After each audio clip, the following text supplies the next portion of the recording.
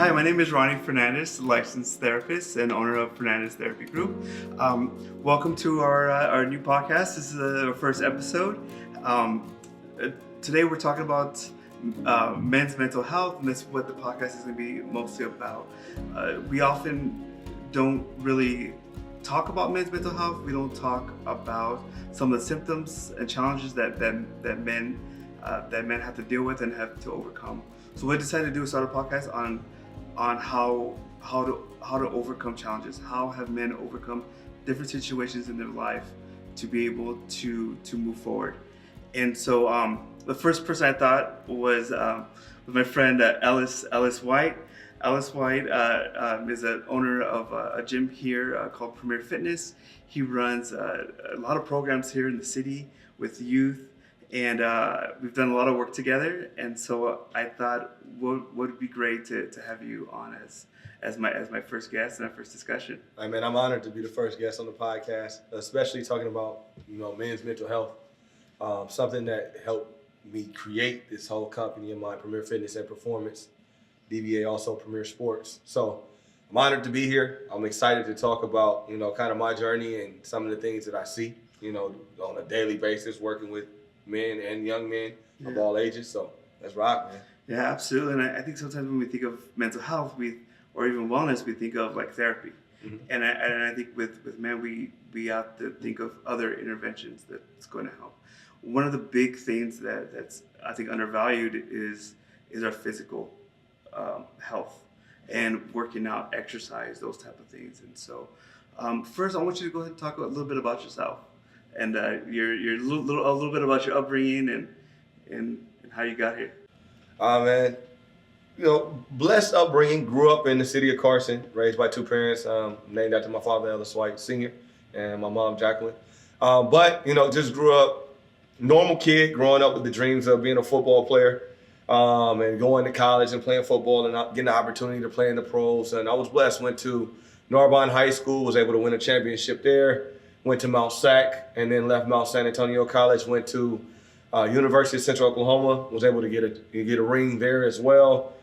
Came out, worked out for a couple of teams, didn't go my favor, and ended up being a trainer at Nike for a few years, which led me to creating my own company, which now Premier Fitness and Premier Performance, which we run right here in the city of Downey, and we have kids literally coming from everywhere to come train with us and participate with us. And then our two adult facilities, one here and then one that we sublease out of Los Alamitos. Yeah.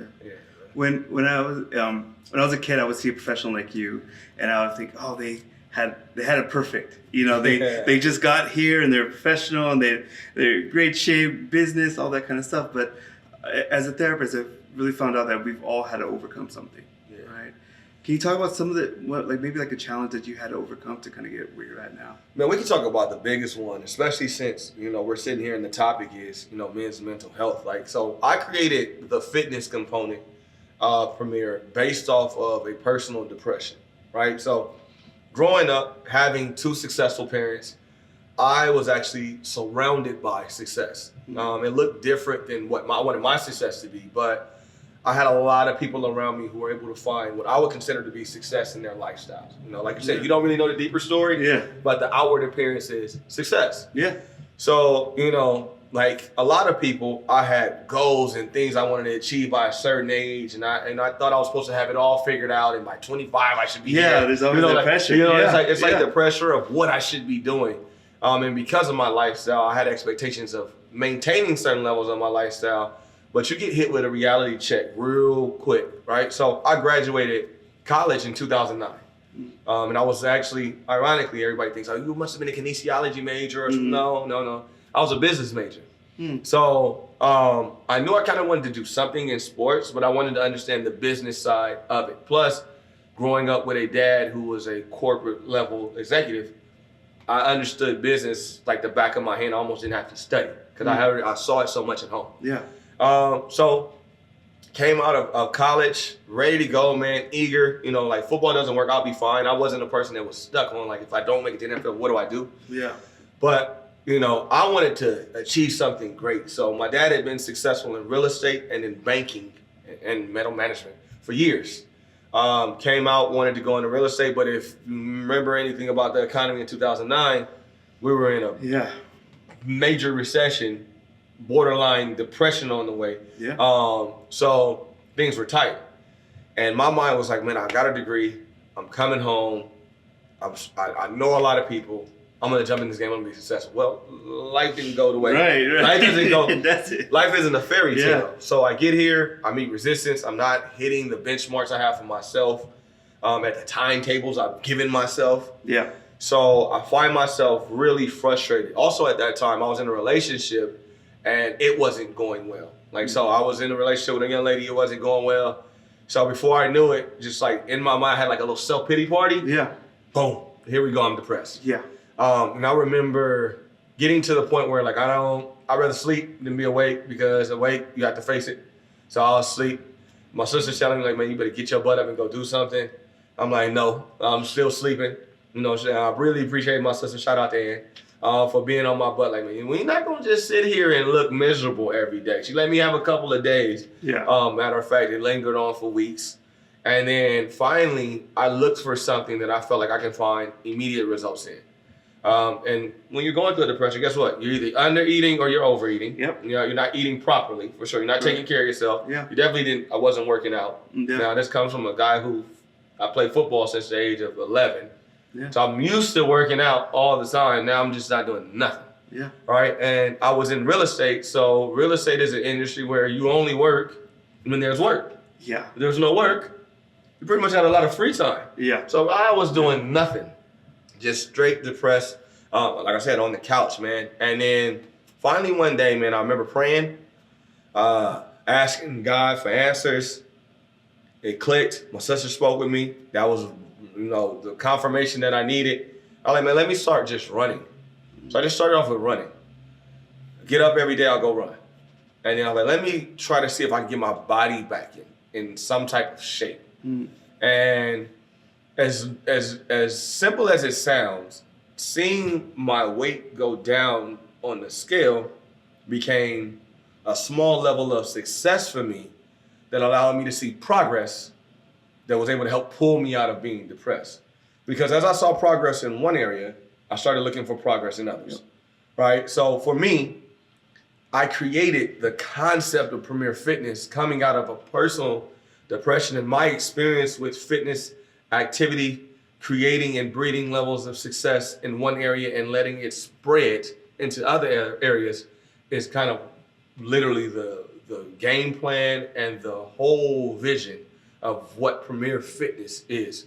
So that's how I ended up going that way. And the sports I already kind of had sitting there because I came out of Nike. I already had a kind of a nice size following in sports, and we just exploded that as well. And my goal with that was to keep kids from going the direction I went, which I talked about. You've heard me speak to other kids about, which is I didn't really like high school. I didn't really like going to school in school. So in high school, I thought because I was so good at football, being one of the better corners and having scholarship offers, I didn't have to go to school. College was going to take me anyway. Well, ended up academically ineligible, not a qualifier. So I had to go to junior college, which is why I ended up at Mount Sac, although Mount Sac is the #1 junior college in football. Did you understand? Let's get this still right. After all these years. You know what I'm saying? We are those guys. I ended up playing at Mount Sac, but I needed to be a qualifier to go to Division I, which is why I ended up playing 1 year and going Division II. Yeah. So it literally is both sides of my companies were created based off of personal experiences and me trying to keep or be a service that allows other people not to have to go through what I went through or to come out of the same spaces where I understand what it means to be depressed, to be unhappy, not to be confident in your body. So I can speak the language because I've been there. I understand what you don't want to do as a young athlete, and I understand some of the things that can misguide you, especially depending on what kind of environment you're raised in. I understand the things that can kind of get you to go the wrong path. I want to catch you early and get it from somebody who's been there. And I can talk your language still, so I can still talk what you're talking. I can still tell you everything you need to know. I can say what you need to hear, like, okay, yeah, bro, I've been there. And I still know other kids that's there, and I can show you examples of what happens when you don't, do the things you need to do versus, let's make one little shift, and then before you know it, you're looking at, we've sent over hundreds of kids to college at this point through Premier. Yeah, that's wow. It's kind of textbook as far as like when you talk about depression and working out, right? Because you see those little results, and then you build on that, and then also what you said about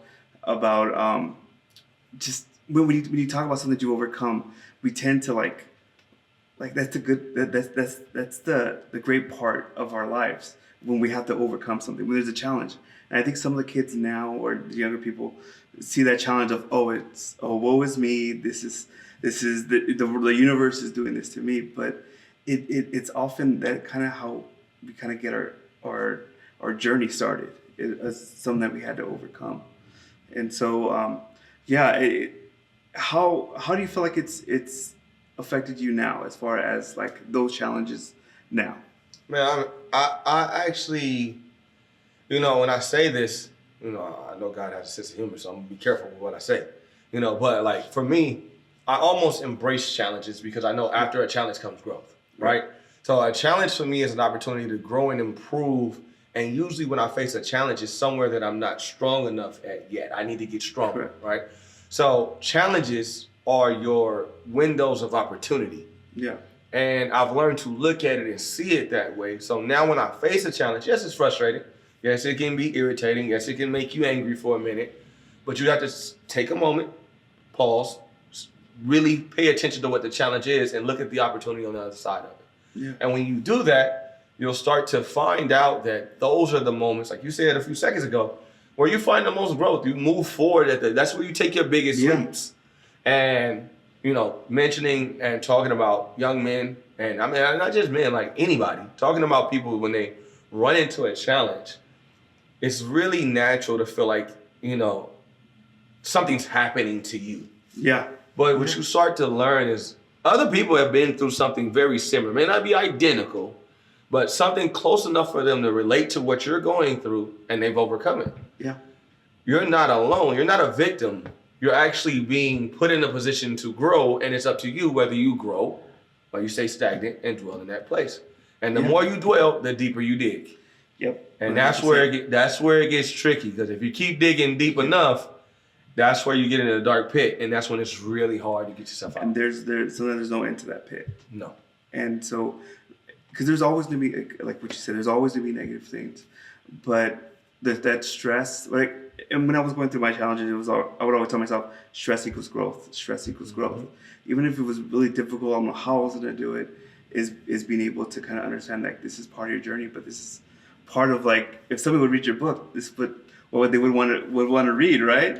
That's the fun part of the book. Like, it's when everything's going. Here's the truth: when everything goes great, people really don't like those stories. Yeah. Like if you think about.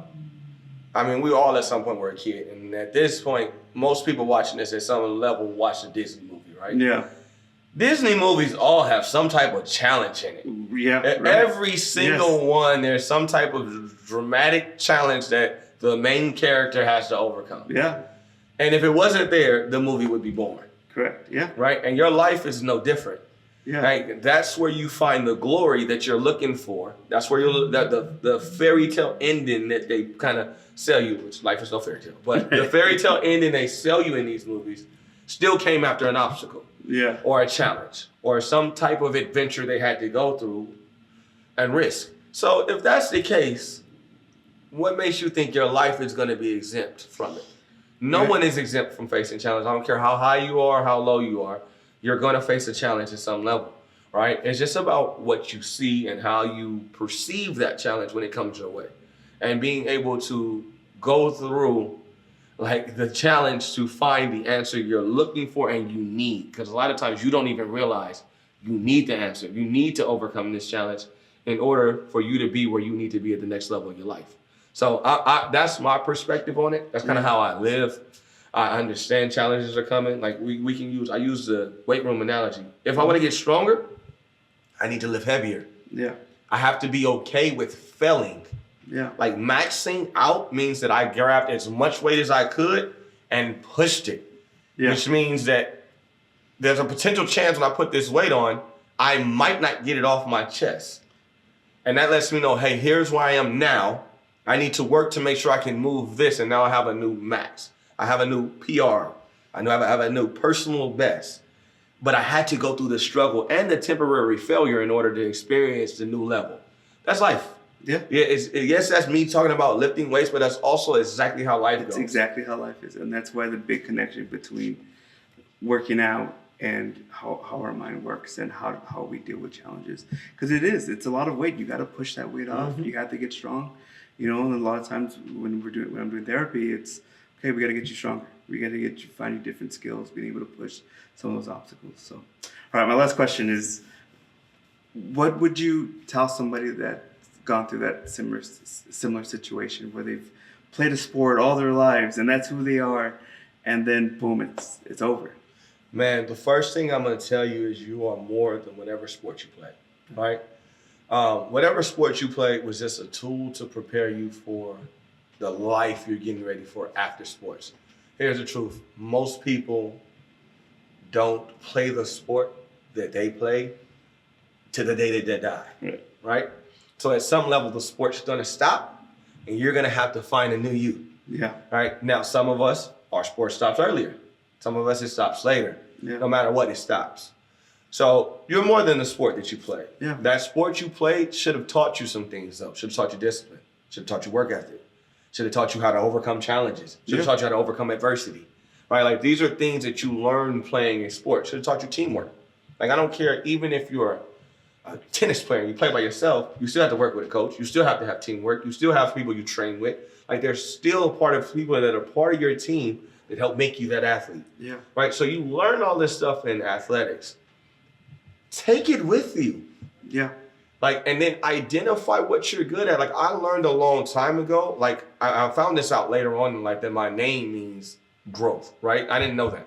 But like, I learned a long time ago that my gift, the gift that God gave me, was I motivate and help people grow.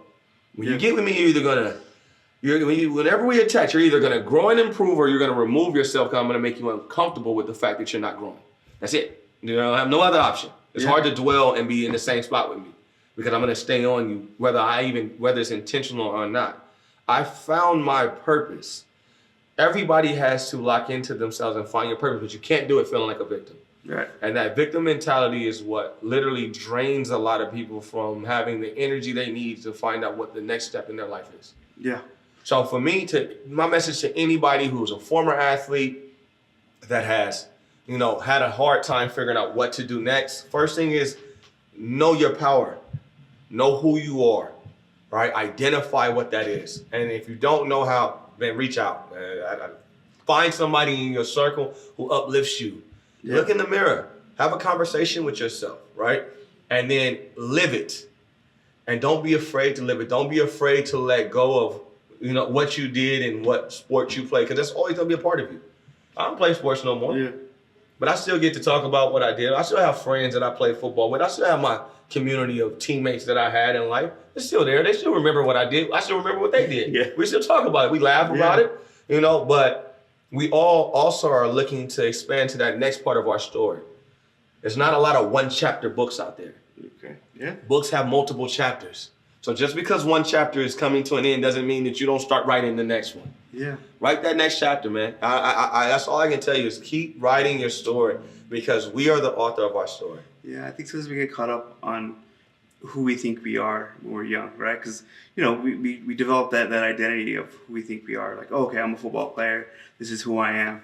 But, I stopped playing at like 19, right? I tried a little bit, but, man, the guys were bigger, faster, stronger. And so once you kind of lose that, you're kind of lost for a bit, But I think the challenge, I think what you said was the skills that you learn during that process, that kind of reveals kind of who you are, what your focus is, what you can kind of lean into, right? Because I knew as a football player, as a guy, when I was in high school, like I was a lot more like, I used to love to listen to stories. I used to care about other people, where, when you play football, it's just all about like, winning and stuff like that. So I was like, okay, well, this made me different.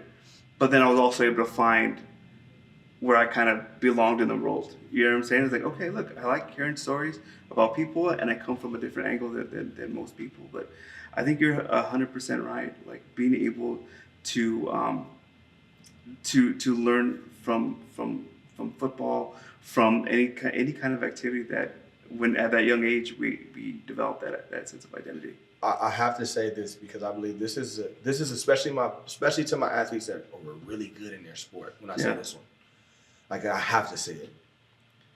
The biggest lie you tell yourself is you won't get that recognition anywhere else. Mm-hmm. That's the biggest lie.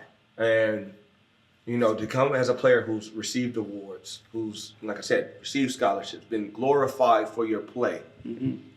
When you first step into something new, you're not getting the same recognition you are accustomed to. You may have, I know athletes that they've been good since they were 8. You've been the best player on your team since you're 8 years old. Everybody knows you. You have a nickname. They've given you a name, and now you don't play sports anymore. So none of that in your mind matters anymore. But that same person who built that reputation can build a new one. And telling my own personal story, not to this is not. Trust me, I'm grateful for the awards. I'm more grateful for the impact that I had in order to receive them. But I've gone from receiving football awards to community impact awards. Yeah. The mayor's award. Yeah. Community service awards, youth impact awards. I've gotten other awards in what I do now that if I would have allowed myself to just dwell in I'm no longer a football player. Yeah. I'm no longer the guy. I was the guy. We were the guys. Me and my dudes. We were the dudes on campus. Right. We were those guys. My house was the party. My house was the party house. I had to re-identify myself in another level, and now I'm that guy just in another realm. Yeah, absolutely. And you don't have to lose the notification, the glorification, the stuff that you're getting from people outside of that has given you the mindset of, I'm somebody, because that's all it is. Yeah. It tells you I'm somebody now, right? Yeah. You need to be, somebody needs to let you know. Nah, man, listen. Once you start doing same way you produced on the field that got your reputation, produce in your new field, and you will get the same level of reputation that you had when you were playing football on the field, or when you were playing basketball on the court, or volleyball, or I don't care what your sport is. If you produce it wherever you are, you will be recognized. Just go make an impact wherever you are. Yeah, and I've seen you. We've talked to classes and decision making, and those kids are a little rough around the edges, man. And they're just glued to you, man. They're glued to you and your story, and the way you just have that passion and just that example. And so I just seeing the kids when you talk, man, it's pretty awesome. And so. Thank you again for coming. Man, thank you for having me. I'm blessed to be. I'm glad I got a chance to be on the first episode, man. This is amazing. I love what you're doing. I hope to keep watching and seeing more people on here that are going to continue to share their story, because reality is we need it. We need more people that are going to be open and going to be honest and that's going to share, because again, we think we're alone, but you're not. Yeah. And you're going to get a chance to see people that have been in situations like you and still found a way to enjoy life. And be themselves. I'm still myself. I'm still just I'm grown, but I still get to be me. I don't have to be anybody else on a daily basis. Yeah. So hey, if you're watching this, be you, be pure, all right, and go out there and live your life, man. You were born and given a gift. Use it. All right. Please put it to work. You have a purpose. Thanks, Alex. All day long. Appreciate it. Yes, sir.